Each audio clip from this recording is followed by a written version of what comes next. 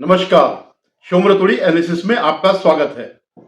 जो पहलगाम में आतंकी हमला हुआ उसके बाद कई चीजें सामने आई। बहुत सी चीजें ऐसी आ रही हैं जो कि देशवासियों को पता नहीं है और ये बड़ी चिंताजनक चीजें हैं। हमें लगता ही नहीं है कि इस देश में ऐसा भी हो सकता है जो कि हो रहा है।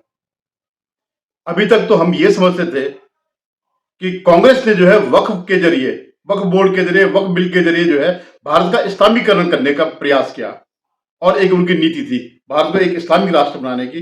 लेकिन जो ये कांड हुआ, अभी जो हमला हुआ, आतंकी हमला हुआ, उसके बाद जो चीजें सामने आ रही हैं वो बड़ी आश्चर्यजनक है। सिर्फ इतना ही नहीं है कि वक्फ के जरिए ही नहीं हो रहा है, और भी जरिए से हो रहा है। इस विषय में मैं आगे विवरण दूंगा, इसका एनालिसिस करूंगा। आपसे मेरा निवेदन है कि आप मेरे इस चैनल को सब्सक्राइब करिएगा, शेयर कीजिएगा और कमेंट करेगा। देखिए, हम लोग राष्ट्रवादी लोग हैं, राष्ट्रवादी चैनल है, भले ही छोटा चैनल है, हमें कहीं कोई समर्थन नहीं मिलता, जबकि हमें हिंदुओं से या राष्ट्रवादियों से, सनातनियों से, जिनके लिए हम प्रयास करते हैं, वहां से समर्थन नहीं मिलता। लेकिन अगर आप दूसरी तरफ देखें तो एक छोटा आदमी जो है, यूट्यूबर है, उसको लाखों करोड़ों सब्सक्राइबर मिल जाते हैं। तो खैर, ये तो अलग बात है। लेकिन अब मैं मुख्य मुद्दे पर आता हूं कि क्या हुआ इसमें। जब सरकार ने एक्शन लिए, भारत सरकार ने, तो उसमें से एक था वीजा बंद कर, जितने भी वीजा है उनको निरस्त करना। जो आ गए हैं उनको वीजा निरस्त करके और उनको वापस पाकिस्तान भेज दिया और अपने लोगों को भी वहां से कह दिया कि आप लोग वापस आ जाइए। मतलब एक तो वो था सिंधु नदी समझौता था, उसको सस्पेंड कर दिया। दूसरा ये था, लेकिन इसने ये जो वीजा वाला मामला हुआ, इसने आंखें खोल दी हैं। यहां तो पूरा पाकिस्तान भरा पड़ा हुआ है, पता नहीं कितने लाखों लोग वहां से यहां पहुंचे हुए हैं। तो किस वजह से पहुंचे? कौन इसको फैसिलिटेट कर रहा था? कौन इस देश का इस्लामीकरण इस रूप में कर रहा है? एक मतलब कानूनी रूप से आप समझिए, सरकार की मदद से जो है वहां अधिकांशतया कांग्रेस और नेशनल कॉन्फ्रेंस का ही सत्ता रही है। इन दो पार्टियों की हमेशा रही है और इनके ही उससे प्रयासों से ये सब होता आ रहा है। वहां से लोग पाकिस्तान से घुस रहे हैं, भारत में बस रहे हैं, भारत में नौकरी कर रहे हैं। और सबसे ताज्जुब की बात यह है कि जो एक सीआरपीएफ का कांस्टेबल था, उसकी पत्नी पाकिस्तानी है। और एक नहीं, ऐसे कई हैं। कोई 40-40 साल से रह रहा, कोई 20-20 साल से रह रहा। एक अभी आपने वीडियो देखा होगा, पाकिस्तानी है, वो कह रहा है कि जी मैंने तो सारी पढ़ाई यहाँ करी, भारत में आकर के करी, मैं 17 साल से यहां रह रहा हूं। अब आप बताइए, क्या आप उस देश में सुरक्षित रह सकते हैं? या आपका देश सुरक्षित रह सकता है जहां के अंदर तक, घर घर तक वो पाकिस्तानी घुस गए हो, जो हमारा शत्रु देश है, जिसकी स्थापना ही हिंदुओं के खिलाफ हुई हो, वो यहां भर भर करके नागरिक बन रहे। उनका वो कह रहे हमें तो साहब वोटर का आईडी कार्ड है, राशन कार्ड है, पासपोर्ट तक इन्होंने यहां बना दिए, सब कुछ कर दिया। ये जो आप देखते हैं ना, पूरे देश में जगह जगह नदियों नालों उसके किनारे जो है, ये जो भीड़ जो है, जो अतिक्रमण वाले हैं, ये सिर्फ बांग्लादेशी और यही नहीं है, जो रोहिंग्या है, ये पाकिस्तानी भी है इसमें वो करे हुए। तो इस देश को किसने ये बनाया? किसने इस देश को धर्मशाला बनाया? किसने इस देश का जो है का इतना बुरा किया? ये जानना बहुत जरूरी है। और उसके अलावा कि पहले तो ये था कि सब सदमे में थे। तो जब मैं पहले भी इस बात का मैं कर चुका हूं कि किस तरह से इन लोगों ने, जो हिंदुस्तान में ही बैठे, एक नैरेटिव बनाया, उनके आतंक को छोड़ दिया। जो आतंकवादी थे, उनके जो कृत्य थे, उसको छोड़ दिया। और क्या किया उन्होंने? सारा का सारा बोझ भारत में डाल दिया कि भारत की सिक्योरिटी ऐसी है, भारत की सिक्योरिटी लैप्सेस था। तो सिक्योरिटी लैप्सेस था तो क्या हुआ? थे, होते हैं, पूरी दुनिया में होते हैं। तो इसका मतलब यह है कि वो जस्टिफाइड था। जो पूछ रहे थे कि कलमा पढ़ो, हिंदुओं को चुन चुन करके मार रहे थे, तो इसलिए वो जस्टिफाइड हो जाएगा क्योंकि हमारी सिक्योरिटी वाले पकड़ नहीं पाए। और उसके पीछे कारण क्या है? आप ये देखिए, जब से 370 हटी, तब से लेकर के चुनावों तक कोई ऐसी मेजर घटना नहीं हुई जब विधानसभा के चुनाव हुए। क्योंकि इस बीच जो है वहां सफाई करते रहे। आपको याद होगा कि श्रीनगर पाकिस्तान जो है, या कश्मीर घाटी जो है, पत्थरबाजी के लिए जानी जाती, पथराव होते थे वहां पे साप्ताहिक रूप से। जो इनका जुम्मा जो होता फ्राइडे को, और उससे मस्जिदों से आवाज आती थी, हिंदू मंदिरों में तो सभाचट हो गया था, सारा कुछ वो खत्म हो गया था। तो इस बीच जो है जितना ये टाइम रहा, आप ये सोचते हैं कि बीजेपी जो है पूरा 70 साल का वो एक एक झटके में कर दे, साल 2 साल में कर दे, इसकी सफाई कर दे, इसका उन्मूलन कर दे। और हमारे जज साहब ने ये किया। हमारे सुप्रीम कोर्ट के जज ने जो है कि नए चुनाव कराओ, सत्ता चलेगी वहीं की वहीं। जो मूल रूप से जो वो थे, जिनकी वजह से सब कुछ हुआ, उन्हीं के हाथों पे हमारी न्यायपालिका ने सत्ता सौंप दी। उनको उन लोगों का दर्द नजर नहीं आता और नहीं आया जो वहां से हिंदुओं को मारा गया था 1990 में। उनको जो है कि नहीं साहब, इनको जो है लोकतांत्रिक देश है, तो वो लोकतंत्र था। और जिनको आप सौंप रहे हो वो लोकतंत्र है। वही लोग तब भी थे, वही आज भी है। और ये जो कुछ वो हुआ है, जितना भी ये इन्फ्लक्स हुआ, जितने भी बाहर से आ रहे हैं, तो ये सब इनकी मर्जी से आ रहे हैं, इनकी वजह से आ रहे हैं, इनके षड्यंत्रों से आ रहे हैं। लेकिन आपको सब मानवाधिकार, लोकतंत्र, भारत को खत्म करने के लिए एनजीओ जैसे वो जो है, इस टाइप के एनजीओ बहुत प्रभावशाली है, जो कभी मानवता की बात करते, कभी लोकतंत्र की बात करते, कभी पर्यावरण की बात करते। कोई सड़क बनाओ, कोई इंफ्रास्ट्रक्चर डेवलप करो, तो ये पर्यावरणवादी आ जाते हैं। तो ये एनजीओ कौन है? फॉरेन फंडेड है।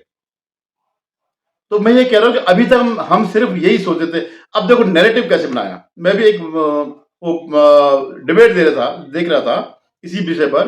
तो पाकिस्तान की मोना आलम पत्रकार है, तो वो क्या कोट कर रही है कि देखिए आपके सिक्योरिटी जो लैप्सेस है उसकी वजह से। और किसको कोट कर रही थी? एएस दुल्लत, अमरजीत सिंह दुल्लत, एक रॉ का किसी उसका चीफ था, बहुत बड़ी टॉप पोस्ट था और वही पोस्ट था। ये इसके संबंध फारूक अब्दुल्ला से बहुत ज्यादा था। तो उसको कोट कर रहे, उसने अपनी किताब में लिख दिया या कहीं उसने बयान दे दिया कि जो है इसके पीछे जो है जो ये कांड हुआ उसके पीछे सिक्योरिटी लैप्सेस थे।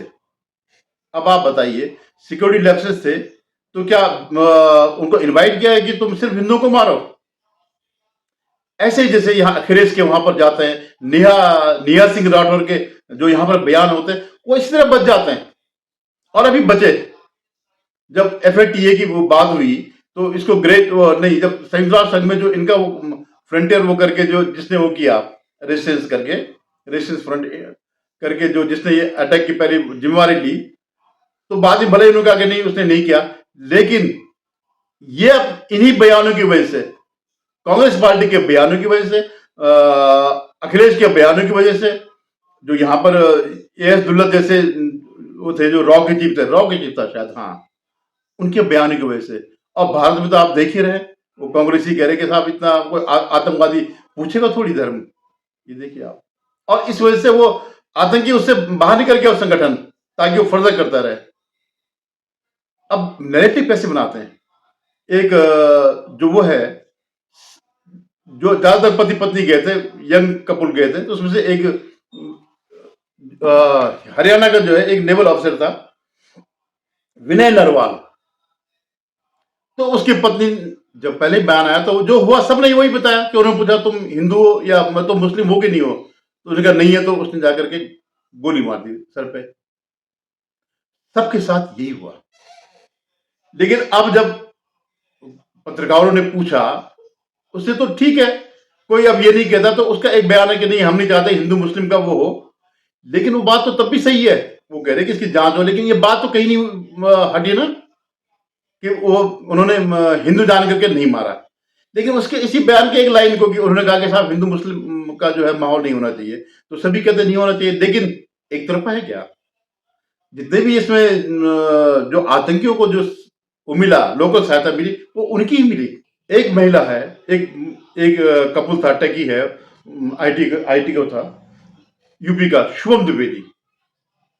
तो उसकी पत्नी शायद पढ़ाती है, क्या है जो भी कुछ करती होगी। तो वो कह रहे हैं कि उनका कहना है कि हम तो आश्चर्य में पड़ गए कि क्या ऐसा भी होता है कि हमें हिंदू होने की वजह से मारा गया, कि हम मुसलमान नहीं है। कह रहे जो शुभम है उसके तो कई दोस्त मुसलमान हैं। तो कह रहे ये सब, उन्होंने साफ कहा कि ये सब जो है कि सब बराबर है, हिंदू मुस्लिम भाई भाई, कुछ नहीं है। कह रहा उसके बाद हमारी आंखें खुली, हालांकि बेचारे की जान चलेगी। कह रहे मेरे कई स्टूडेंट भी मुसलमान है, लेकिन हमने कभी कल्पना नहीं करी थी।